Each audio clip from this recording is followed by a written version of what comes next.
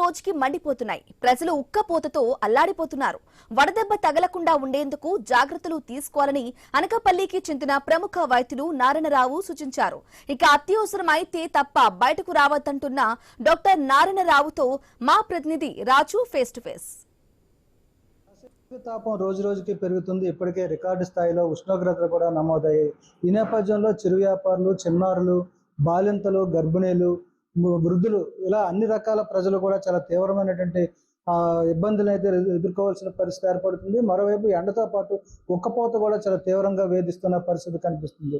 Record స్థాయిలో ఉష్ణోగ్రతలు నమోదవుతున్న నేపథ్యంలో ప్రజలు ఎలాంటి జాగ్రత్తలు తీసుకోవాలి, గర్భిణీలు ఎలాంటి జాగ్రత్తలు తీసుకోవాలి, పిల్లల్ని ఎలా సంరక్షించుకోవాలి అనేది తెలుసుకునే ప్రయత్నం చేద్దాం. మనతో పాటు ప్రముఖ వైద్యులు కేకేవిఏ నారాయణరావు గారు ఉన్నారు. నారాయణరావు సార్, నమస్తే సార్.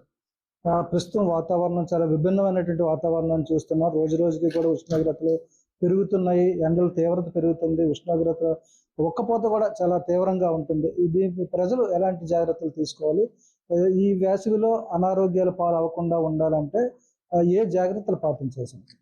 అంటే జనరల్గా ప్రతి సంవత్సరంలో కూడా కామన్గా ఉండే ఇవి లక్షణాలు అన్నమాట. ముఖ్యంగా ఏంటంటే కనుక ఇది మే నెలలో చాలా ఎక్కువగా ఎండలు ఎక్కువ ఉంటాయి. ఈ ఎండల టైంలో ఏమవుతుందంటే పర్టికులర్గా more than 40 years of age వీళ్ళలో ఎక్కువ మందికి బీపీ కానీ షుగర్ ఉన్న వాళ్ళు ఇంకా ఎక్కువ మెటబాలిక్ చేంజెస్ ఉంటాయి. యూజువల్గా మనం ఎక్కువ చూసేది ఏంటంటే హీట్ స్ట్రోక్ ఆర్ సన్ స్ట్రోక్లో లక్షణాలు ఏముంటాయంటే టెంపరేచర్ 104 degrees పైన ఉంటుంది. తర్వాత హెడేక్ వస్తుంది, డిజినెస్ తల తిరగడం అది ఉంటుంది, సడన్గా ఫెయింట్ అయిపోతారు, అన్కాన్షియస్లోకి తెలివి తప్పిపోతారు. సో ఇవన్నీ కూడా ఈ లక్షణాలన్నీ కూడా ఒక్కోసారి పూర్తిగా అన్కాన్షియస్లోకి వెళ్ళిపోయి కోమాలకు కూడా వెళ్ళిపోయే పరిస్థితులు ఉంటాయి. అందువల్ల వీళ్ళు ఏంటంటే ముఖ్యంగా అందరిలోని ఎఫెక్ట్ ఉన్నా సరే ఈ more than 40-50 years particularly 50-60 years పైన వాళ్ళు ఇది చాలా ఎక్కువ ఉంటుంది. ఎందుకంటే వీళ్ళలో షుగర్ ఎక్కువ మందికి ఉంటుంది, బీపీ ఎక్కువ ఉంటుంది. వీటి వల్ల మెటబాలిక్ శరీరంలో ఉన్న మెటబాలిక్ చేంజెస్ చాలా జనరల్గా ఉంటాయి. యంగర్ పీపుల్ అయితే అది కోపప్ చేసుకుంటాయి, ఓల్డర్ పీపుల్ అయితే కోపప్ చేసుకోవడం కష్టం. అందువల్ల ఏంటంటే దీనికి ముఖ్యంగా ఏంటంటే prevention is first better thing. అంటే మనం ఆ ఎండ దీనికి వెళ్లకుండా ఉండడం అనేది మొదటిది చేయవలసిన పని.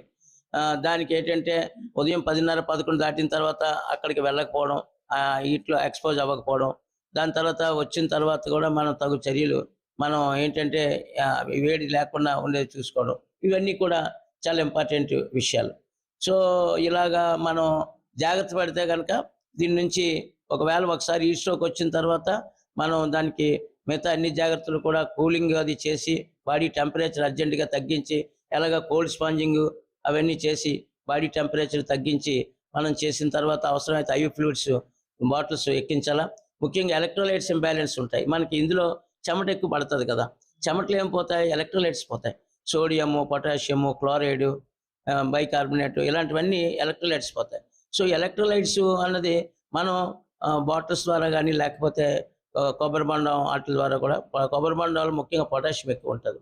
సో దీనివల్ల ఇలాంటి జాగ్రత్తలన్నీ తీసుకోవాల్సిన అవసరం ఉంది.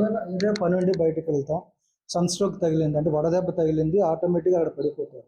ఈ చుట్టుపక్కల ఉన్నటువంటి వాళ్ళందరూ కూడా ఏదో సపర్యలు చేయాలి, తర్వాత హాస్పిటల్కి తీసుకెళ్ళాలని.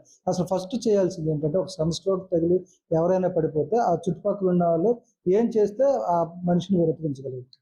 ఫస్ట్ టెంపరేచర్ ఎక్కువ ఉంటుంది యూజువల్గా. వీళ్ళలో టెంపరేచర్ ఎక్కువ ఉన్నప్పుడు ఏంటంటే కనుక చల్లనీళ్ళతో ఒళ్ళు తుడాలి, ఒళ్ళంతా తుడాలి. అక్కడ ఐస్ అవకాశం ఉంటే ఐస్ తీసుకొచ్చి ఐస్ని ఒక గుడ్డతో పెట్టి ఐస్ ద్వారా మాకు తల మీద మొత్తం ఒళ్ళంతా అలా కంటిన్యూస్గా కోల్డ్ స్పాంజింగ్ అంటాం. సో దట్ టెంపరేచర్ తగ్గించాలి. వెంటనే తగ్గించడానికి బెస్ట్ ప్రక్రియ, ఇంజెక్షన్ కన్నా ముందు కూడా ప్రక్రియ, మన చేతిలో ఉన్న ప్రక్రియ కోల్డ్ స్పాంజింగ్ చేయాలి. రెండోది ఒక్కోసారి బీపీ డౌన్ అవుతుంది, కాళ్ళు ఎత్తి పెట్టాలి. తర్వాత ఇన్న లిక్విడ్స్ పర్టికులర్గా ఓఆర్ఎస్ లాంటి సొల్యూషన్స్ కానీ, లేకపోతే కొబ్బరి బొండం నీళ్ళు కానీ, లేకపోతే నిమ్మకాయను తర్వాత ఉప్పు తర్వాత తేనె కానీ లేకపోతే పంచదార కానీ కలిపిన సొల్యూషన్ కానీ, ఇవన్నీ కూడా ఉపయోగకరంగా ఉంటాయి, లాభదాయకంగా ఉంటాయి.